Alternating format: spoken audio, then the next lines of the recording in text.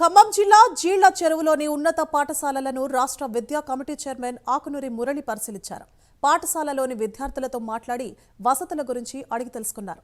ఇక రాష్ట్ర వ్యాప్తంగా ప్రభుత్వ పాఠశాలల్లో విద్యార్థులకు మధ్యాహ్న భోజన పథకం ఎలా అందుతుందో పరిశీలిస్తున్నామన్నారు. ఇక ఇటీవల ప్రభుత్వ పాఠశాలల్లో జరిగిన ఫుడ్ పాయిజన్ ఘటనలను విద్యాశాఖ సీరియస్ గా తీసుకుందని ఈ నెల 10వ తేదీలోపు రిపోర్ట్ను ప్రభుత్వానికి అందిస్తామని తెలిపారు.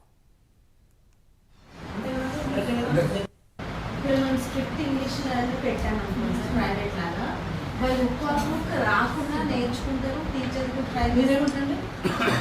మీరేమంటారు నీ కంఫర్ట్ ఏంటి? ఇంగ్లీష్ నెక్స్ట్ ఇయర్ అంతే కదా, తీసేది కదా.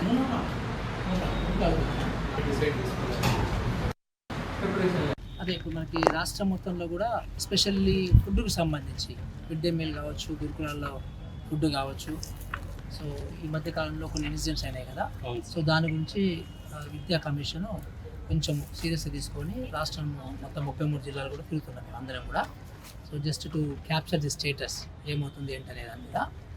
సో డెఫినెట్గా ఒకటి బాగా మేము గమనించింది ఏంటంటే ఒక్కొక్క ఇన్స్టిట్యూషన్కి స్టాండర్డ్ ఆపరేటింగ్ ప్రొసీజర్ కానీ బడ్జెట్ కానీ సో డిఫరెంట్గా ఉన్నాయి. కొంచెము మెనూలు కానీ డిఫరెంట్గా ఉన్నాయి. బడ్జెట్స్ ఏముంది కానీ మెనూ డిఫరెంట్గా ఉంది.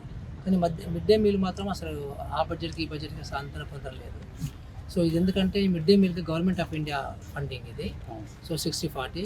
సో అందుకని దాన్ని ఏం డిస్టర్బ్ చేయద్దు అన్నట్టుగా రాష్ట్ర ప్రభుత్వాలు కూడా అట్లాగే దాన్ని మార్చకుండా ఉన్నవి. సో మన రెసిడెన్షియల్ స్కూల్స్ అంటే మొత్తం 100% స్టేట్ కాబట్టి అది మార్చుకుంటూ వెళ్తున్నారు. ఇది మార్చకుండా ఉన్నది అదొకటి బాగా ఎక్కువగా అనిపించింది మాకు.